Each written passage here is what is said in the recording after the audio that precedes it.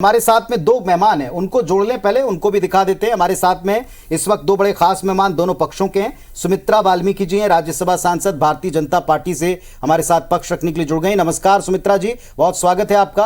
और बड़े ही तेज तर्रार और तर्कशील व्यक्ति हैं अब्बास हफीज साहब, जो हमारे साथ डिबेट में प्रतिदिन रवि जी जुड़ते हैं, वो कांग्रेस का पक्ष रखने के लिए हमारे साथ जुड़ गए हैं। नमस्कार अब्बास साहब, स्वागत है आपका IBS24 के इस सर्वे रिपोर्ट के कार्यक्रम में। नमस्कार सर।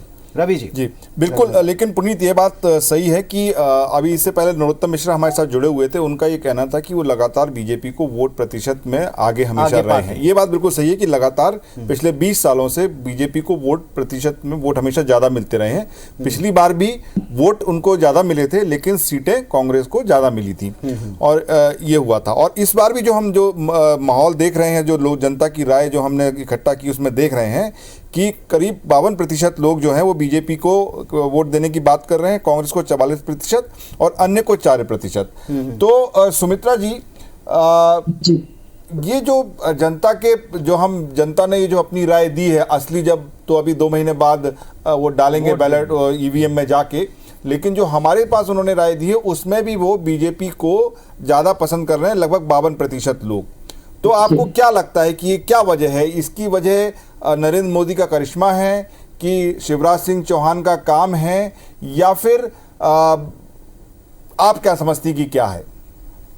मैं ये कहना चाहूंगी भाई कि आप देख रहे हैं केंद्र सरकार जब से बनी हमारी, और माननीय मुख्यमंत्री जी हमारे 2004 से बने, आप देख रहे हैं कि लगातार बेटियों की चिंता कर रहे हैं, गरीब की, किसान की, और लगातार पंचवर्षीयों में काम करते हैं। कहते ना, जो विद्यार्थी हमेशा पढ़ता है वो कभी फेल नहीं हो सकता।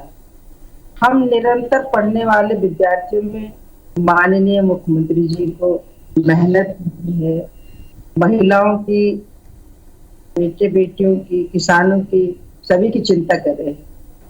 इसी तरह मोदी जी हैं, जब से उन्होंने 2014 से हिंदुस्तान की कमान संभाली है, तो ये हिंदुस्तान की जनता भी देख रही है कि उन्होंने इन 9 वर्षों में कभी भी उन्होंने अपने कार्य से छुट्टी नहीं ली, और लगातार जनता की प्रगति के लिए उन्होंने जितनी योजनाएं चलाई हैं, और उसी बीच आपने देखा है कि महामारी, महाकाल ऐसी स्थितियां भी आई है, उसको संभालते हुए, देश को संभालते हुए उन्होंने दूसरे देशों की भी मदद की है।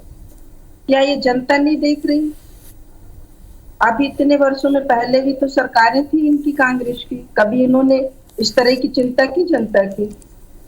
तो ये मैं मानती हूँ। लेकिन सुमित्रा जी, आपको नहीं लगता एंटी इनकम्बेंसी फैक्टर से अब की बार आपको बहुत से या तो चेहरे बदलने पड़ेंगे, कठोर निर्णय लेने पड़ेंगे? क्योंकि हमारे ही सर्वे में एक जब ये सवाल पूछा कि आप अपने अधूरे कामों का किसी को जिम्मेदार ठहराना चाहें तो कौन होगा, तो इसमें सबसे बड़ा प्रतिशत हमको आगे दिखा स्थानीय विधायक का, फिर हमको सरकार का भी इसमें दिखाई पड़ा, प्रदेश सरकार का। तो ये दोनों ही आपके पास में विधायक भी हैं अच्छी खासी संख्या में, और आपकी सरकार भी है। तो ये एंटी इनकम्बेंसी जाहिर तौर पर आपके लिए तब चैलेंज बनेगा जब आप अपने चेहरों का मुंह नहीं छोड़ेंगे। जी, नाराजगी कहीं ना कहीं जनता से होती है, लेकिन जमीन पर कार्यकर्ता काम करता है, और भारतीय जनता पार्टी चुनाव लड़ती है, और हमारे जो भारतीय जनता पार्टी का सिद्धांत है, कार्यकर्ता चुनाव लड़ता है, भारतीय जनता पार्टी चुनाव लड़ती है, चेहरा कोई भी नहीं। ठीक है अब्बास साहब, ये जो हमने अंतिम जो 2 सवाल पूछे हैं CM फेज को लेकर के, और किस पार्टी को आज की तारीख में जनता पसंद करेगी, मार्जिन बड़े कम है लेकिन आगे अभी भी बीजेपी है। देखिए, भारतीय जनता पार्टी सत्ता में है पुनीत जी। सत्ता का एक असर होता है उस वक्त तक जब तक आचार संहिता नहीं लगती है और हम चुनावी कैंपेन के मोड में पूरी तरह से विधानसभा वार नहीं उतरते हैं। जाहिर सी बात है, बहुत सी चीज़ें प्रभावित होती हैं, और चुनाव जब मेन आता है तो बहुत सी चीज़ें परिवर्तित होती हैं। 2018 में जो स्थिति आप अभी दिखा रहे हैं, इससे ख़राब स्थिति में हमको दिखाया जा रहा था, और हमने वहाँ पर सरकार बनाने का काम किया, चुनाव जीतने का काम किया, और ये हमारे लिए बहुत अच्छे आपके सर्वे रिजल्ट से, ओपिनियन पोल्स के, कि सत्ता में ना रहते हुए भी हमारे 2018 से अच्छे ओपिनियन पोल्स में आंकड़े हैं, हम बहुत अच्छा करने जा रहे हैं, ये हम आश्वस्त हैं।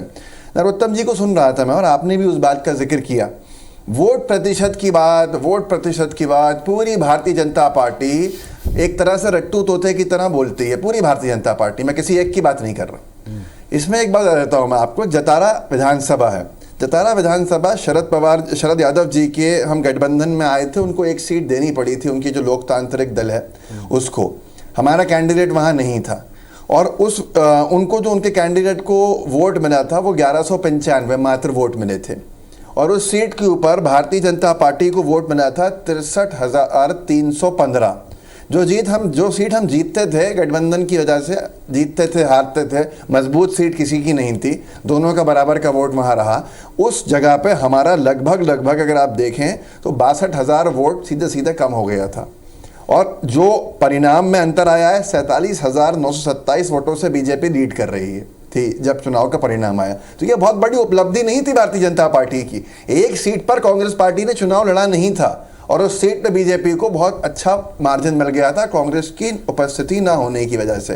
खैर ये बात तो bygones, let bygones be bygones अंग्रेजी में कहते हैं। आज की अगर हम बात करें तो बीजेपी के लिए ये ओपिनियन पोल चिंताजनक है। नहीं अब्बास जी, देखिए यही मैं जानना चाहूंगा, बिल्कुल आप उस चीज पे आ रहे हैं कि देखिए आपने नेशनल लेवल पर एक इंडिया अलायंस बनाया है जिसमें चूंकि वैसे तो देखा जाए मध्य प्रदेश में बीजेपी और कांग्रेस की सीधी लड़ाई होती है, लेकिन कुछ छोटी पार्टियां जिन्होंने पिछली बार आपको फायदा पहुंचाया था, क्योंकि जब आपको मेजोरिटी नहीं मिली तो आप बीएसपी के पास गए, दूसरी पार्टियों के पास गए। इस बार हालांकि बीएसपी ने छोड़ दें तो समाजवादी पार्टी और आप, ये दोनों आपके नेशनल लेवल पे आपके गठबंधन में आपके साथ हैं। तो क्या मध्य प्रदेश में अगर आपको ये हमारे ओपिनियन जो कि जनता की राय है, ऐसा लग रहा है कि वोट परसेंट और जो अभी आपने एग्जाम्पल दिया, तो क्या इसी फॉर्मूले पे मध्य प्रदेश में काम हो सकता है? देखिए एक बड़ी महत्वपूर्ण बात यह है कि मध्य प्रदेश बाइपोलर रहा है और पिछले चुनावों में समाजवादी पार्टी ने बहुत मजबूती के साथ कई जगह पर कैंडिडेट्स खड़े किए थे। जो नुकसान कांग्रेस पार्टी को हुआ था, फायदा उससे बीजेपी को हुआ था।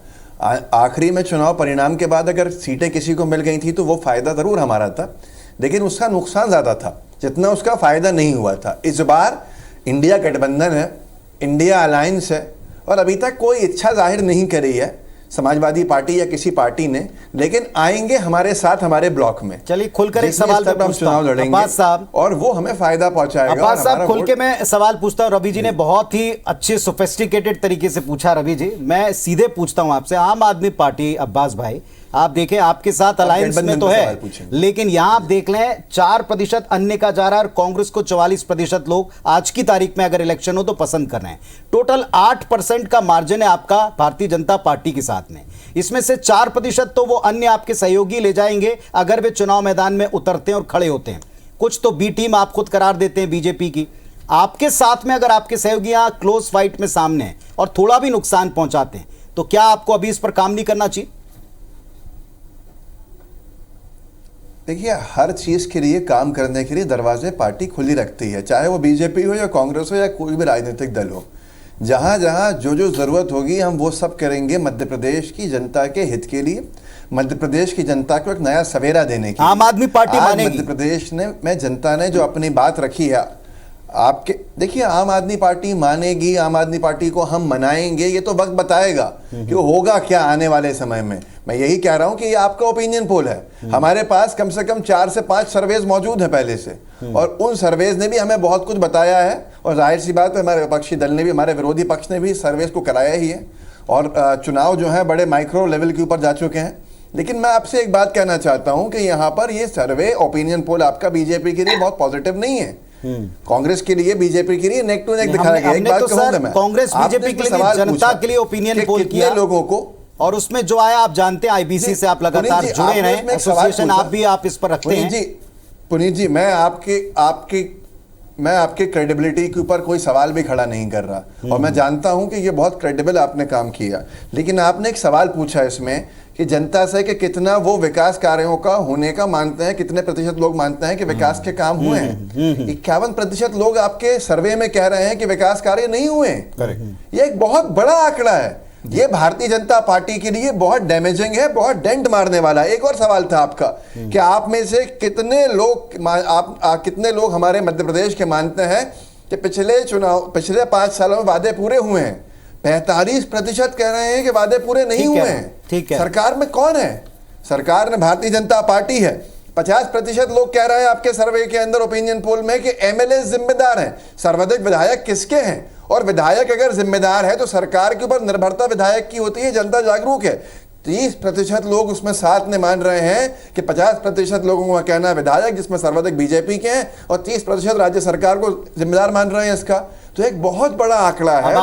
अब आपने जैसे जोड़ा है, वैसे रवि जी से भी ये सवाल मैंने पूछा था। अब अगर आप जुड़े रहे, लेकिन बात सही है जो ये बात कह रहे हैं। तो सुमित्रा जी बैठी हैं साथ में। सुमित्रा जी, आपने जो अब्बास जी ने जो ये बात उठाई कि अगर ये नाराजगी है तो ये भले ही अभी का मामला है, क्योंकि ये 10 सितंबर तक हमने सर्वे किया, अभी पूरा समय बचा हुआ है। तो ये जो नाराजगी जो आपके विधायकों के प्रति है सरकार को, उसको कैसे दूर करेंगी आप? देखिए क्या है, जो भी विधायकों की नाराजगी है जनता के प्रति, तो ये भारतीय जनता पार्टी बैठ के तय करेगी। हमारी कोर कमेटी तय करेगी कि जिनसे नाराजगी है उनके लिए क्या विकल्प निकाला जाए, और निकालेगी पार्टी। आप गुजरात का चुनाव देख सकते हैं, तो गुजरात में भी नाराजगी थी जिन विधायकों से, वहां पर जीते हुए विधायकों को भी भारतीय जनता पार्टी ने बैठ कर निर्णय लिए, और लिए जाएंगे, आगे भी लिए जाते रहे हैं। और क्या यहाँ पर जो है अन्य पार्टी की मैं बात कहूँ तो यहाँ तो ये विरासत वाली पार्टी है इनकी, हमारी कार्यकर्ता वाली पार्टी है। हमारी विरासत वाली पार्टी नहीं है। कार्यकर्ता कार्य के आधार पर चुनाव लड़ता है।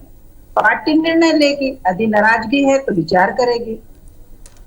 चलिए, हालांकि आपने भी स्वीकार किया है, अब्बास जी ने भी स्वीकार किया किस तरह के सर्वे आप लोगों को भी मददगार होते हैं, और साथ ही साथ जनता की राय का खुला मंच ये है जिसका सबूत यहां सामने टेबल के ऊपर भी हमको दिखाई पड़ रहा है। रवि जी ने शुरुआत में चैलेंज किया कि आप जो भी चाहें वो आप इस सर्वे को लेकर के किसी भी तरह की क्वेरी कर सकते हैं, लेकिन जनता जानती है जब हम उनके बीच पहुंचे। चलिए रवि जी, हम सबसे बड़े महत्वपूर्ण सवाल पर आते हैं, बिल्कुल, जिसका जवाब 23 में जनता को चाहिए, जिसका जवाब 23 में पार्टियों को चाहिए, जिसका जवाब पूरे मध्य प्रदेश को चाहिए। तो अब सीधे उसी सवाल पर आते हैं, 10वां और सबसे बड़ा अंतिम सवाल कि वोट प्रतिशत के आधार के ऊपर तो आपने बता दिया, लेकिन वोट परसेंट के आधार पर अगर आप पार्टी वाइज देखें तो किसको कितनी सीट? ऑप्शंस वही भारतीय जनता पार्टी, कांग्रेस पार्टी और अन्य के।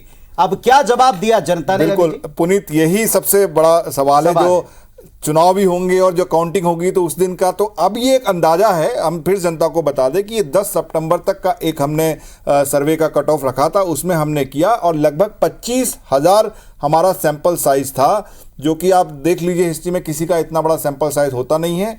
हमने ये भी बताया था कि पिछली बार का सर्वे हमारा एकदम सटीक था, उसमें भी कुछ इसी तरीके का हमारा सैंपल साइज था। तो आखिर किस पार्टी को कितनी सीटें मिलने वाली हैं? तुरंत चलते हैं हितेश के पास। बताइए हितेश। बहुत महत्वपूर्ण सवाल है कि वोट परसेंटेज हमने रखे, वो वोट परसेंट के आधार पर किसकी सरकार बन रही है, किसको कितनी सीट मिल रही है, इसको देखें तो भारतीय जनता पार्टी आंकड़ा हम रख रहे हैं, और फुल फ्रेम दिखाइए इस आंकड़े को, क्योंकि पूरा प्रदेश और पूरा देश जाना चाहता है इस आंकड़े को। मध्य प्रदेश में बीजेपी 110 से 120 सीट ला सकती है, ये अगर वोटिंग परसेंटेज रहता है तो, क्योंकि जिस तरह का ओपिनियन हमारे पास में आया है जनता का। कांग्रेस 101 से 110 सीटें यहां पर हासिल कर सकती है। विधानसभा के भीतर किस तरह की तस्वीर बनेगी ये हम आपके सामने रख रहे हैं कि आज अगर वोट हुए और वोटिंग परसेंटेज जो हमारे सामने निकल के आया, सबसे बड़ा ओपिनियन पोल मध्य प्रदेश में 25,000 से ज्यादा सैंपल, और उसके आधार पर ये जो शीट शेयर्स हैं वो हम दिखा रहे हैं। 110 से 120 सीटें भारतीय जनता पार्टी के खाते में जा सकती हैं, यानी कि सत्ता के करीब वो पहुंच सकते हैं। 230 में से 116 सीट जो जीतेगा वो सत्ता की कुर्सी पर बैठेगा। तो ऐसी स्थिति में बीजेपी के चांसेस ज्यादा नजर आ रहे हैं। कांग्रेस पार्टी 101 से 110 सीट के आसपास ला सकती है, अन्य के खाते में 5 से 10 सीट जा सकती है, यानी कि अन्य का आंकड़ा एक बार फिर से महत्वपूर्ण हो सकता है अगर कहीं से बहुमत के आंकड़े तक नतीजा नहीं पहुंच पाता है तो। बिल्कुल हितेश, देखिए पुनीत जी, ये जो हम देख रहे हैं जो आधा जो मार्क है वो करीब 115 116 का है ना, और हम देख रहे हैं हाँ बहुमत का जो आंकड़ा है वो 116 का है, और बहुत ही करीबी क्लोज फाइट है, कांटे की टक्कर है। मतलब अभी आज की स्थिति में जनता अभी तक पूरी तरीके से मन बना नहीं पाई है अगर हम इसको देखें तो, क्योंकि बहुत क्लोज है। 100, और इसमें भी अगर हम ये देखें कि 5 से 10% का ऊपर नीचे का एक मार्जिन Shift होता हमेशा है, से रहता है। तो ये जो एक कहा जाता है कि जो फेंस सिटर जो वोटर है, जो अभी तक जिसने अपना मन नहीं बनाया है, उसका बहुत महत्वपूर्ण होगा, और यही तय करेगा जो अगले आने वाले जो दो महीने हैं, जिसमें कि पूरा कैंपेन शुरू होगा, चुनाव होंगे, किस तरीके की पार्टीज कैंडिडेट्स लेके आती हैं, किनको टिकट मिलता है। तो उसमें ये बड़ी इंटरेस्टिंग ये निकल के आया है, काफी क्लोज फाइट है। पहला रिएक्शन अब्बास भाई आपका कि भले ही परसेंटेज में थोड़ा सा ज्यादा अंतर था, लेकिन अगर हम उसको सीटों में देखते हैं तो आप पिछली बार कम परसेंट वोट लाके भी ज्यादा सीटें ले आए थे और बीजेपी पीछे रह गई थी। तो क्या आपको लगता है कि आपके पास अभी मौका है?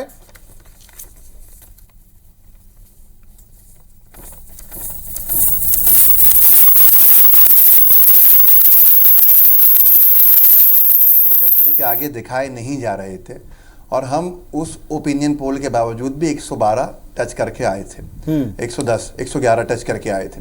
तो ये जाहिर सी बात है कि हमें इससे पूरी आश्वस्त हम होते हैं आपके ओपिनियन पोल से कि हम आसानी से बड़ी कंफर्टेबल मेजॉरिटी की तरफ बढ़ेंगे। और भारतीय जनता पार्टी को पिछली बार 140 130 हर ओपिनियन पोल दे रहा था जब बीजेपी 107 पे सिमट गई थी। तो मैं यही कहता हूँ कि यह हमारे लिए बहुत पॉजिटिव है, और जो हमारे सर्वेज हैं वो भी हमारे सामने हैं, और एक नहीं एक से ज़्यादा सर्वेज हमारे पास हैं। जो आपने ओपिनियन पोल किया उसके लिए उसको भी हम इस्तेमाल करेंगे, और आपके ओपिनियन पोल का भी उपयोग करेंगे। हमारे सर्वेज भी हमें जो आश्वस्त करते हैं, और हम उन पे ओवर कॉन्फिडेंस में बिल्कुल नहीं है, हम मेहनत में कोई कमी नहीं छोड़ेंगे, और हम जनता ने आश्वस्त किया हुआ है कि आने वाले समय पता चल जाएगा। चलिए, बहुत अच्छी बात आपने की है, और अभी हमारे साथ में अगले गेस्ट जुड़ने वाले हैं, लेकिन उसके पहले मैं सुमित्रा जी को बहुत बहुत धन्यवाद दूंगा कि आपने वक्त दिया हमारे साथ में, आप जुड़ी रहें। सुमित्रा वाल्मीकि जी, राज्यसभा सांसद, भारतीय जनता पार्टी जुड़ी।